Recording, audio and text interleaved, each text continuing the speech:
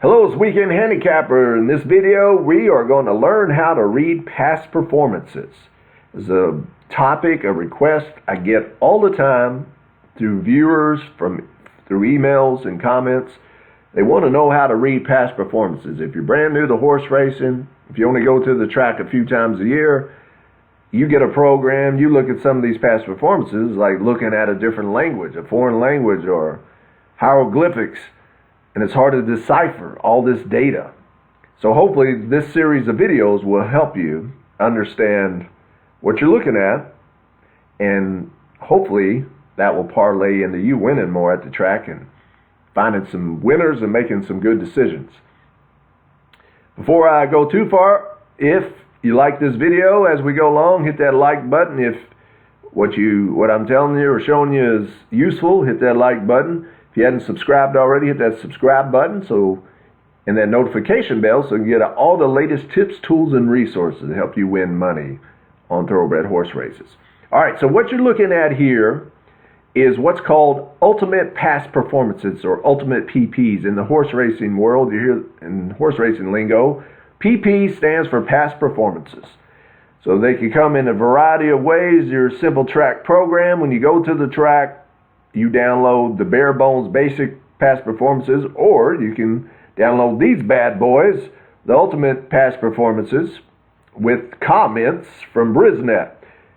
If you are a Twinspires account holder, become one, or a Keeneland Select account holder, you get these for free as long as you wager on that particular track. So for instance, this is Churchill. This is how I know what track I just downloaded.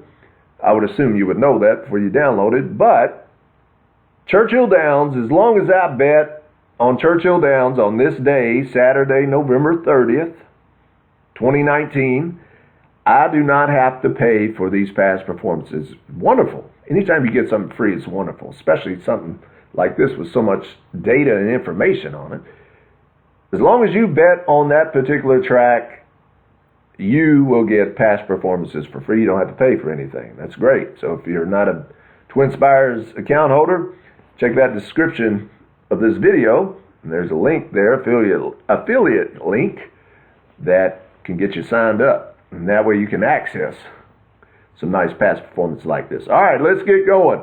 Now, this is a series of videos. It's going to take a lot. There's a lot of information on here. I don't want to overwhelm you. Our attention spans are getting less and less, it seems like, with every generation. So we were just going to do section by section, basically, in a series of videos. And hopefully you can learn a little bit from each video and start applying them immediately when you start handicapping. All right. So again, this is called the Ultimate PPs. If I look up here in the left-hand corner, Churchill, this is the class level or the name of the race. This is the distance. This is who is running in this race or who the race is for. This is the date, and that's the race. We will do an entire video on these little boxes up here, these 4 boxes: speed, last race, prime power, class rating, best distance, speed at distance. We're going to skip over them now because some of you might not use these particular kind of past performances, but all programs and things, you will be very familiar with that. They all have this sort of thing. So this is the race, race 9. Remember, we're at Churchill Downs. This is the wagering menu. We are fortunate to live in a day and age to have a lot of options pretty much on every race. We have more than just win, place, and show. So in this particular race, I can play the daily double. I can bet an exacta, a try, a superfecta, start a pick 3 or a pick 4. It's starting here in race 9. So that's your wagering menu. That's how you know what bets are available to you on that particular race. This is the distance, so this is how far they're running. If I look over here on the right, this is the visual layout of that particular distance. We'll do a video on how to read a turf race, but when over here, when you see a turf race, it would be a lighter shade right here on the inside, typically. That's how you decipher between dirt and turf as far as the visual representation goes. So back over here, mile and the 16th. This race is called the Goldenrod. It's a grade 2. That's what the G means. G2, grade 2. That's the class level. So that indicates that this is a pretty talented race. This is a high class level race. Grade 1 is as high as you can get. So anytime you get in the graded stakes, you're looking at some pretty talented horses and a lot of money on the line. Speaking of, the purse is $300,000. That's how much money is at stake for fillies that are 2-year-olds. So there we go. That's how we know who's racing in this, what kind of horses are racing in this race. I always like to start out past performance. I always thought this was the story section. We're getting ready to witness a story. We're getting ready to see a story play out. In this particular story, once upon a time on November 30th, 2019, in race 9 at Churchill Downs, these horses, these 2-year-old filly horses, were running a mile and 16th in a race called the Goldenrod. It was a grade 2. That's how I always like to start framing. Before I get in depth in the figures and the particular horses that are running, just gives you a good scope overview of the race right there. So this little section. These are the post times with the different time zones. So Eastern, Central, so on and so forth. Then over here, these pars, we will do an entire video on those because I think they're very important. I use them quite a bit. I think they're very helpful. Yeah, so we'll do that and these boxes in a separate video. This is just bare bones basic intro past performances deciphering and how to read those in this video. All right, so this is the forecast, so this could be important. So it looks like rain on this particular day at Churchill. This is the temperatures of that particular day. So there we go. We have our bare bones overview. The story begins with this kind of race at this particular distance, at this class level. This is how much money, this is who's involved, and that's your wagering menu. All right, so let's go down and let's look at our first horse. We are just going to just skim the surface for the rest of this video, but in future videos we're going to break it down really in depth on what you're seeing as far as running lines and all that sort of stuff. So number 1 right here, that's how I know. The horse's name is called Finite. This is what's called a running style number or pace number. This is used to show you what kind of running style this particular horse has. So that's extremely helpful in my opinion. And future videos we will show you all about that. This is the owner. So you see who owns the horse. This is the silks, or basically the uniform, silks, uniform.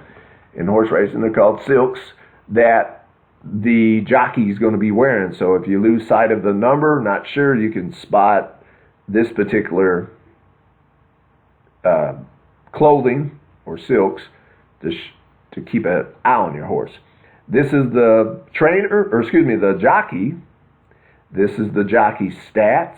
So these are the mounts. This is how well they're doing, first, second, and third.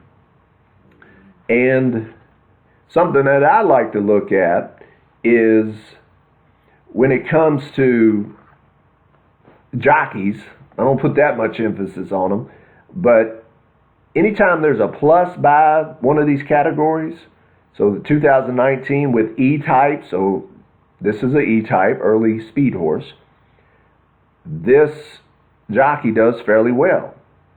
Fairly well. And in horse racing, you get around 20%. That's fairly well, you know. So this is with E-types or early speed horses.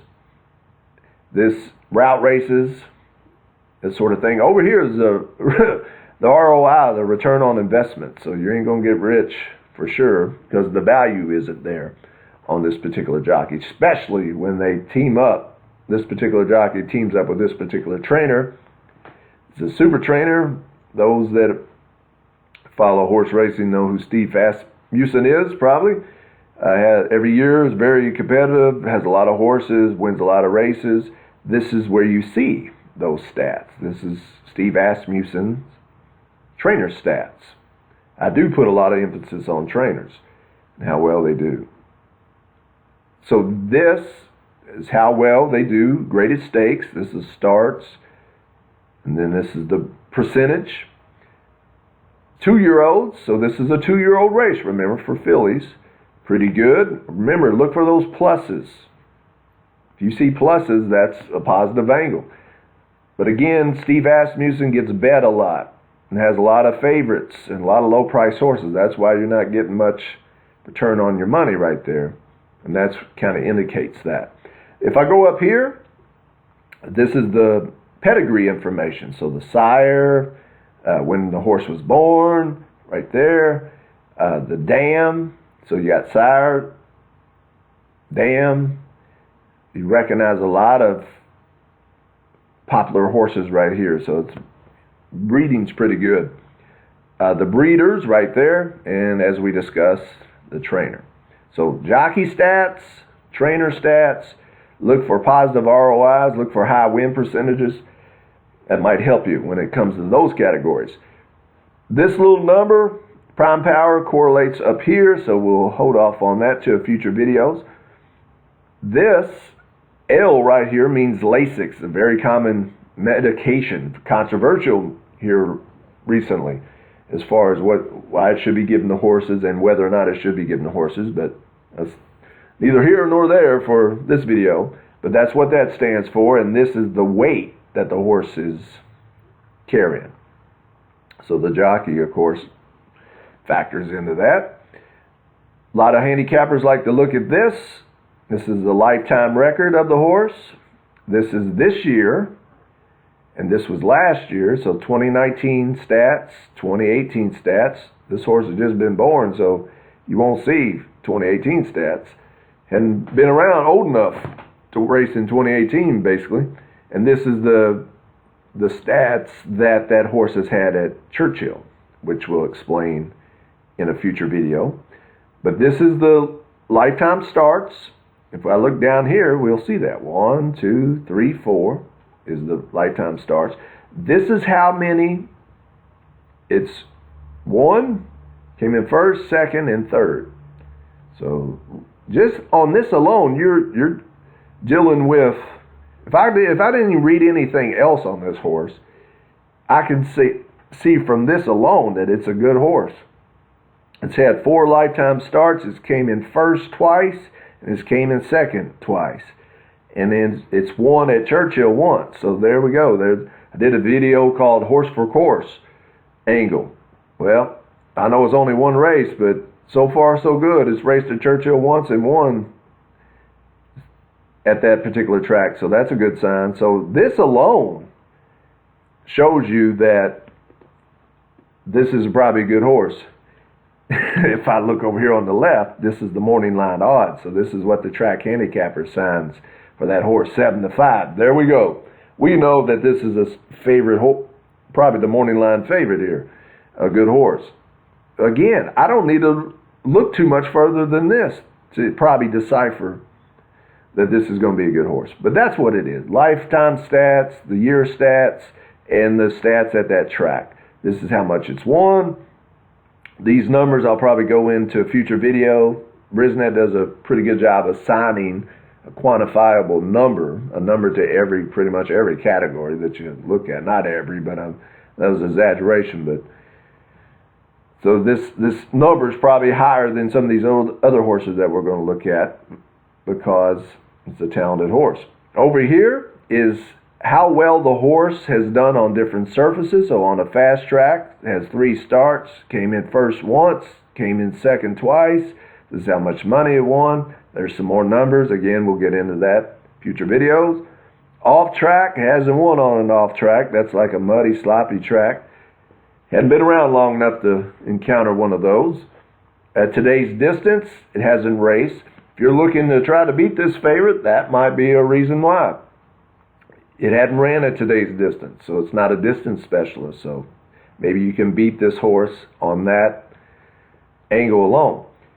It's raced on turf one time, and it's won one time, so it seems like it likes the turf.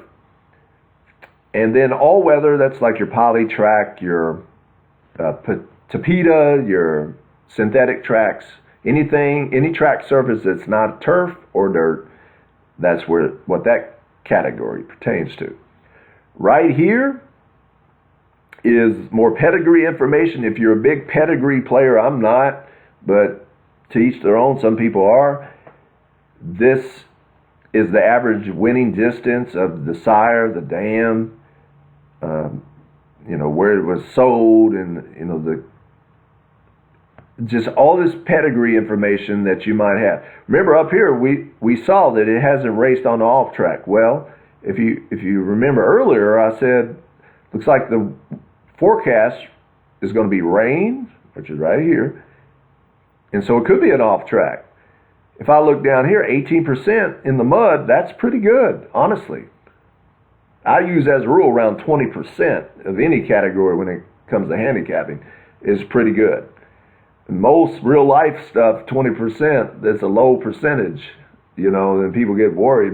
But in handicapping, around 20%, that's pretty good, especially if your odds are pretty high.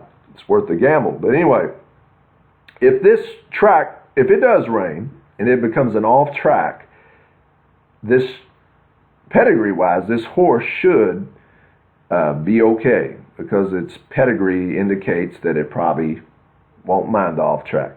This is first time starters as far as this pedigree is concerned, and that's just another number, pedigree number, that Brisnet comes up with. I don't want to bog you down with that, but the main things out in this video, this intro video, I wanted you to know the general information, the story that's getting ready to be told, the wagering menu, make sure you know where to see the post position, the morning light odds, the silks, the jockey stats, trainer stats, pedigree, and its earnings and its lifetime record and its record overall.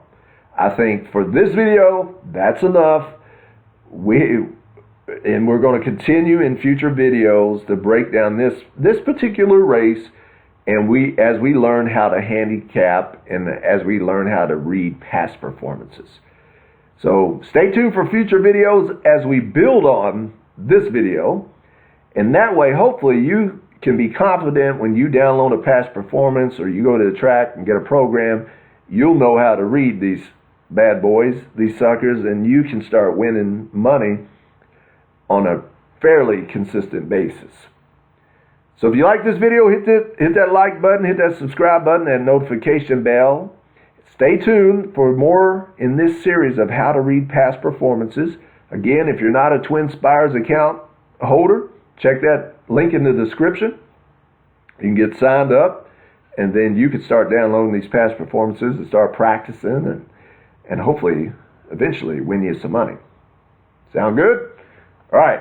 Till next time, this is Weekend Handicapper. Happy handicapping and smart wagering.